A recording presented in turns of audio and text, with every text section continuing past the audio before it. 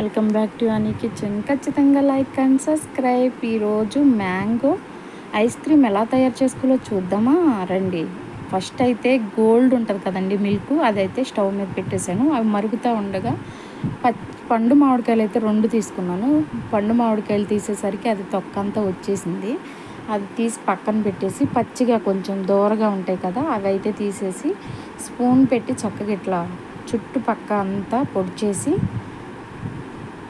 ఆ టెంకాయ అయితే తీసేసానండి. తీసేసి అందులో పాలు మరిగినాయి కదా, అందులో కొంచెం షుగర్ వేసి బాగా చిక్కగా అయ్యే వరకు మరగబెట్టేసుకోవాలి. ఆ మరగబెట్టిన పాలు చల్లార్చేసుకోవాలి.